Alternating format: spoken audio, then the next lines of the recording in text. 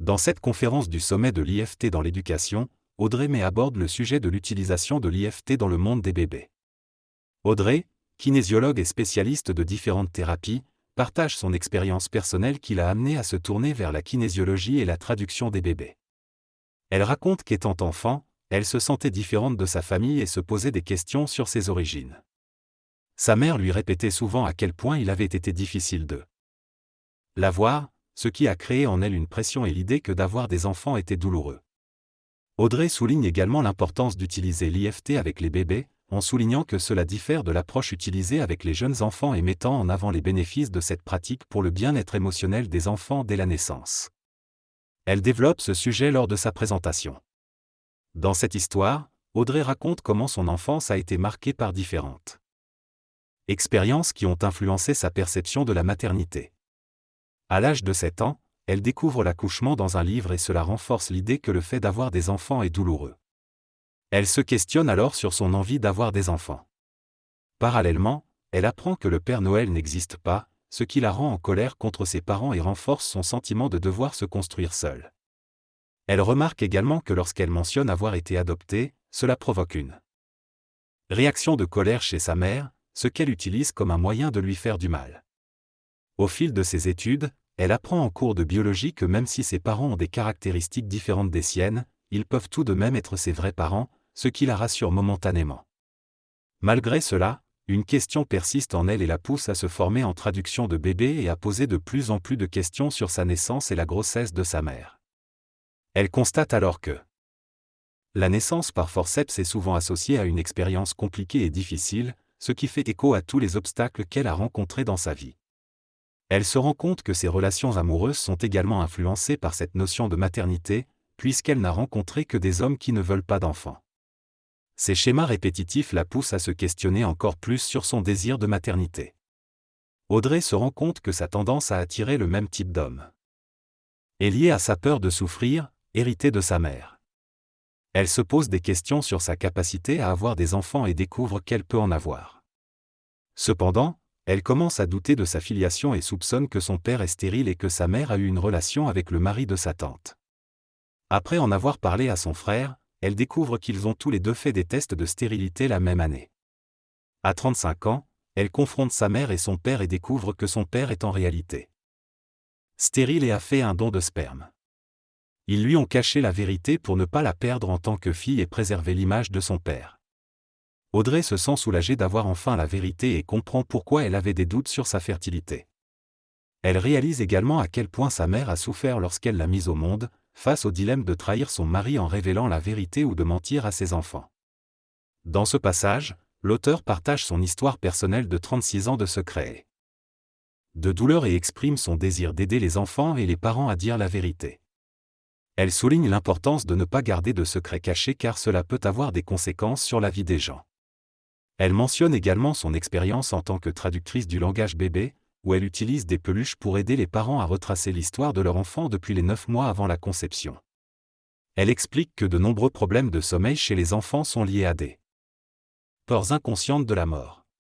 En reconstruisant l'histoire familiale avec les parents, elle les aide à comprendre les liens entre ces problèmes et les expériences passées de la mère, comme les fausses couches ou les IVG. En utilisant des peluches pour représenter les différents membres de la famille, elle aide les parents à se connecter émotionnellement avec leur enfant et à résoudre ces problèmes. Dans cette discussion, il est expliqué que lors des séances de thérapie pour les enfants en difficulté, les peluches sont utilisées pour raconter des histoires. Les parents et l'enfant sont présents lors des séances, même si le nourrisson est endormi. Les peluches permettent aux parents de prendre du recul, aux enfants de mieux comprendre et aux adolescents réticents de s'impliquer davantage. Cette méthode visuelle facilite également la communication entre les parents et leurs enfants une fois qu'ils auront grandi. Elle offre aux enfants une vérité claire sur leur histoire, dès leur conception, et permet aux adultes de prendre en charge leurs propres émotions. Il est souligné que les enfants peuvent ressentir les vibrations et les émotions de leurs parents, il est donc important de leur expliquer les choses dès le plus jeune âge pour les rassurer et éviter qu'ils ne s'approprient des responsabilités qui ne leur incombent pas. L'utilisation des peluches dans la thérapie est considérée comme une façon efficace de rétablir la vérité et de soulager les questionnements et les doutes des enfants. La personne explique l'importance de ne pas mentir aux enfants, notamment en cas de fausse couche. Elle souligne que les enfants ont tendance à perdre confiance en leurs ressentis et émotions s'ils sentent que leurs parents ne disent pas la vérité.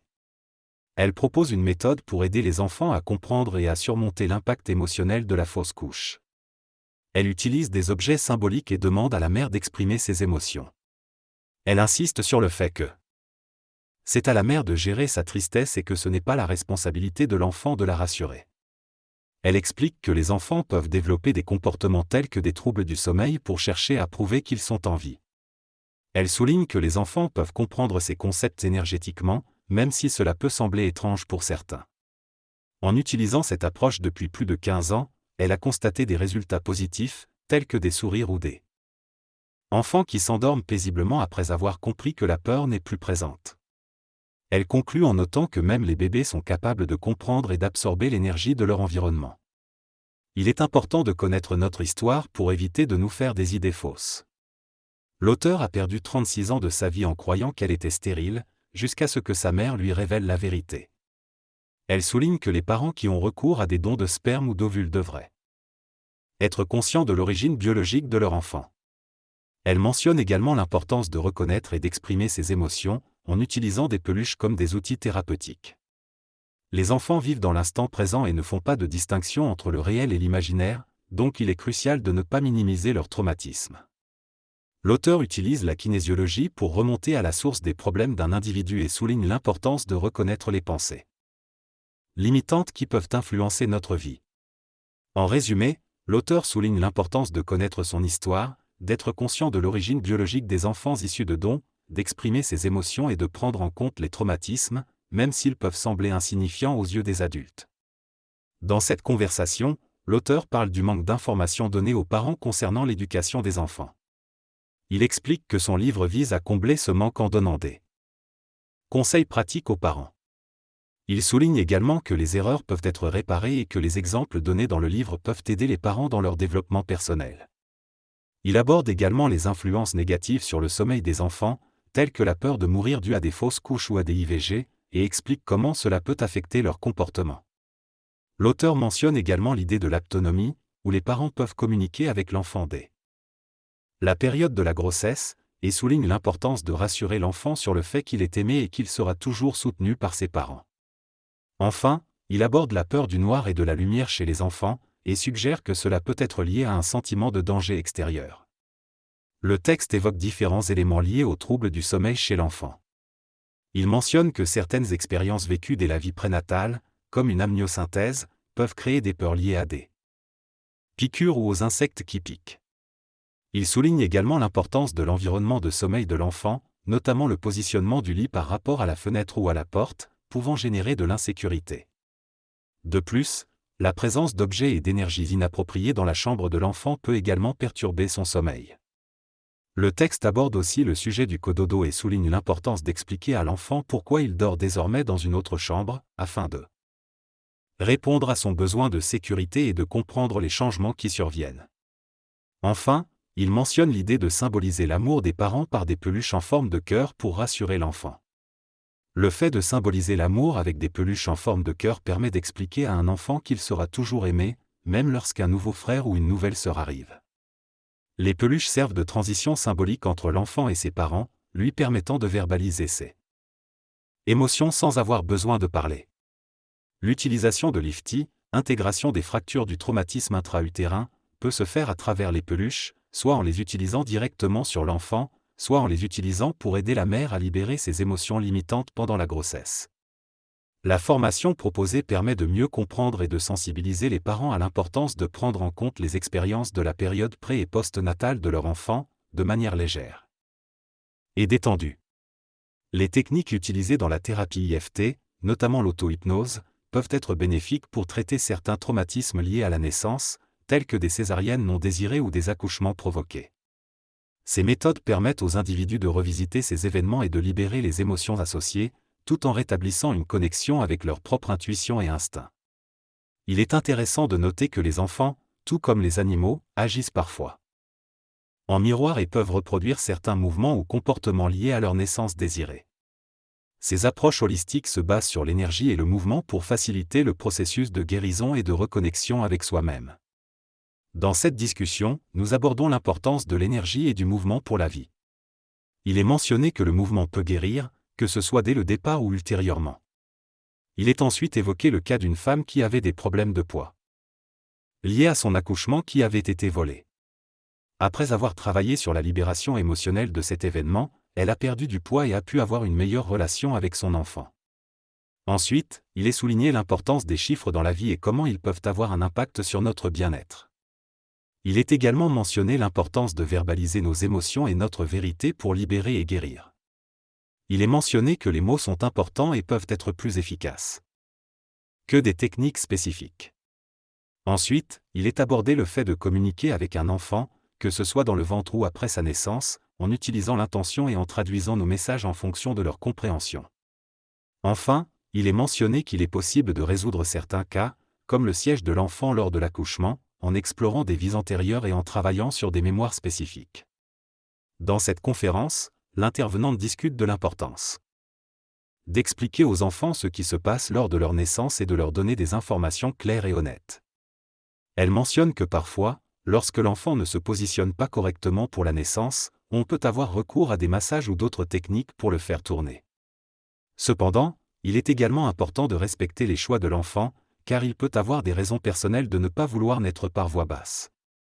Elle souligne également l'importance de ne pas ancrer de pensées limitantes chez l'enfant en lui faisant comprendre qu'il est capable de faire des choses par lui-même. Elle encourage également à dire la vérité aux enfants, ou du moins à leur expliquer que l'on répondra à leurs questions lorsque l'on sera prêt. Elle insiste sur le fait que cela permettra à l'enfant de valider ses intuitions et de lui apprendre à faire confiance à ses propres ressentis. En fin de conférence, elle propose un bonus pour les participants à la formation en ligne. Le message d'Audrey souligne l'importance de parler clairement à nos enfants dès leur plus jeune âge, même lorsqu'ils sont encore dans le ventre de leur mère. Il est important d'être honnête avec eux et de les intégrer dans la réalité. Si nous ne sommes pas prêts à leur parler, il est préférable de le mentionner, mais il ne faut pas éviter les questions des enfants. Il faut éviter qu'ils se posent trop de questions et qu'ils créent des montagnes de problèmes. Il est essentiel de leur expliquer les comportements qu'ils peuvent avoir à tous les âges. Le témoignage personnel d'Audrey montre l'importance de prendre soin de soi et de travailler sur soi-même pour le bien-être des enfants. Audrey recommande aux parents de communiquer leurs émotions en disant « je me sens en colère » ou « je me sens triste » et de préciser que ces émotions leur appartiennent et qu'il est de leur responsabilité de les gérer. Il est important d'apprendre aux enfants à nommer leurs émotions et à comprendre qu'ils ne sont pas responsables des émotions de leurs parents. Cela permet d'éduquer les enfants et de les rassurer. Le partage de cette expérience montre qu'il est bon de parler à nos enfants même si nous avons des doutes, car ils sont capables de comprendre et de faire la part des choses. Ils apprécieront notre honnêteté et notre capacité à gérer nos propres émotions. Le pouvoir de reprendre le contrôle de nos émotions est un message précieux à transmettre à nos enfants. Audrey et la personne qui la remercie se disent au revoir et envisagent de refaire une conférence ensemble à l'avenir.